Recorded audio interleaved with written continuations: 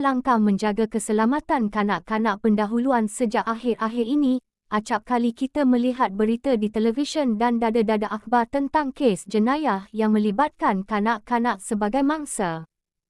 Isu ini amat membimbangkan semua pihak kerana kanak-kanak merupakan anugerah kurniaan Tuhan yang diamanahkan kepada pasangan ibu bapa untuk membentuk mereka menjadi seorang yang berguna kepada keluarga dan negara.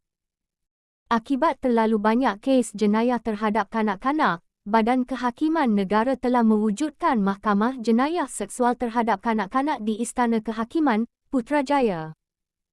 Oleh itu, kita perlu mengenal pasti cara-cara terbaik dalam mengatasi masalah keselamatan kanak-kanak supaya mereka terjamin daripada sebarang jenayah. Isi satu prakarsa utama dalam mendepani isu ini adalah peranan ibu bapa terhadap anak-anak mereka. Kebanyakan kes jenayah yang berlaku melibatkan kanak-kanak yang belum tahu menilai situasi mereka samada selamat atau tidak. Justru, ibu dan bapa bertanggungjawab mengawasi dan memberi perhatian kepada kanak-kanak sepanjang mereka berada bersama-sama.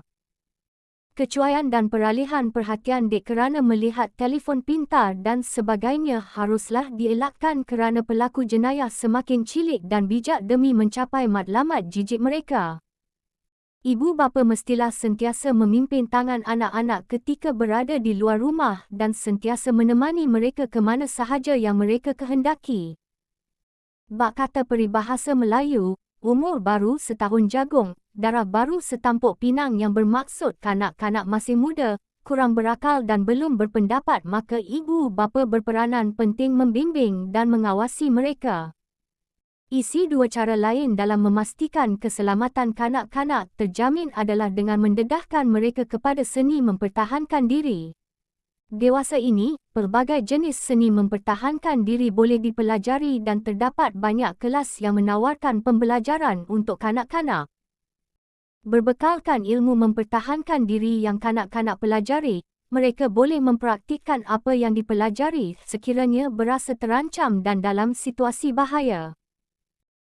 Tambahan pula, kanak-kanak bukan sahaja dapat mempelajari teknik mempertahankan diri malahan mereka boleh menghargai dan meneruskan tradisi seni tersebut seperti seni silat dan taekwondo.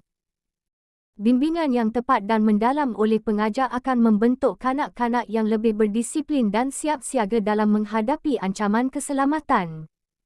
Isi tiga di samping itu, media massa juga berperanan penting dalam menyedarkan masyarakat tentang keselamatan kanak-kanak yang kian terancam hari ini.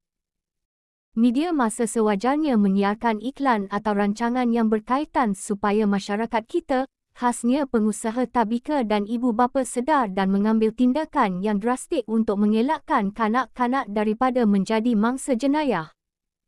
Siaran daripada media massa dapat memancing perhatian dan kerjasama masyarakat untuk menghulurkan bantuan demi menyelamatkan kanak-kanak yang hilang atau diculik. Tapisan rancangan ganas yang dapat mempengaruhi orang ramai sehingga membangkitkan nafsu manusia yang jelik hendaklah dilaksanakan. Bahan lucah yang berkaitan dengan seksual kanak-kanak harus dilarang sama sekali. Natijahnya, semua media perlu menghalang rancangan yang berunsur ganas dan berusaha menginsafkan masyarakat kita untuk menyelamatkan kanak-kanak daripada menjadi mangsa. Isi 4 selain itu, ibu dan bapa seharusnya mengambil kesempatan atas kecanggihan teknologi masa kini dengan memakai alat penjejak pada anak-anak mereka. Sekiranya kita sanggup melaburkan wang untuk memakai telefon pintar yang terkini, kita juga sepatutnya melaburkan wang untuk membeli gadget keselamatan kepada anak-anak kita. Gadget atau alat penjejak kanak-kanak direka dalam pelbagai bentuk dan mesra kanak-kanak seperti jam tangan, gelang ataupun rantai. Ibu bapa boleh memantau setiap pergerakan anak menerusi aplikasi yang disambungkan melalui telefon pintar lalu perasaan selamat muncul dalam jiwa ibu bapa dan anak kerana sedar pergerakan mereka sedang diawasi oleh orang tersayang. Maka, pemasangan alat penjejak ini boleh memberikan satu perasaan selamat dalam jiwa setiap ahli keluarga serta sebagai satu langkah bersiap sedia sekiranya berlaku sebarang perkara yang tidak diingini. Penutup kesimpulannya, pelbagai cara boleh dilaksana demi mengatasi masalah keselamatan kanak-kanak. Seisi masyarakat kita bertanggungjawab untuk melindungi kanak-kanak yang akan mewarnai masyarakat, nusa dan bangsa kita supaya mereka berpeluang membesar dengan aman dan sentosa. Senario ini persis dengan peribahasa Melayu, yakni sudah terhantuk, baru tengadah yang memberi definisi apabila kita ditimpa musibah barulah hendak bertindak. Maka, polisi kerajaan harus dirangka bagi membendung masalah yang kian mengancam masa hadapan negara kita dan segera mencari penyelesaian yang berkesan dan berkekalan.